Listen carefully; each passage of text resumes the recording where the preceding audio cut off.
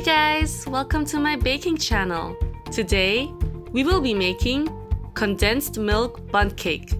This is a buttery and dense cake with a subtle flavor of sweetened condensed milk and just a hint of lemon, which is a great contrast to this cake.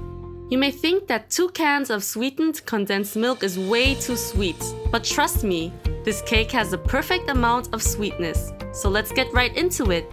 For this recipe, we will be needing the following ingredients. You can find the exact measurements in the description box below. Preheat your oven to 175 degrees Celsius. Grease and flour a bundt pan. In a medium mixing bowl, sift in the 300 grams of all-purpose flour and 3 teaspoons of baking powder. We will just set this aside. In a large mixing bowl, add in the 4 eggs, 2 teaspoons of vanilla extract, 1 teaspoon of lemon zest, and 2 cans of the sweetened condensed milk.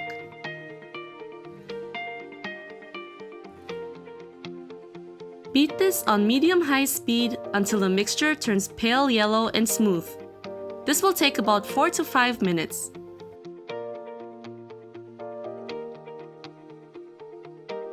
We can now add in the 115 grams of melted butter and a half teaspoon of salt.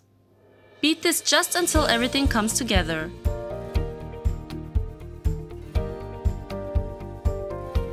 Now we are going to gradually add in the flour mixture just like so.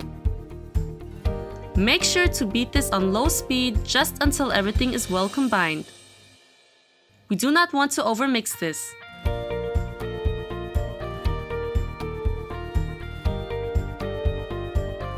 Scrape the sides of the bowl to make sure that everything is well incorporated.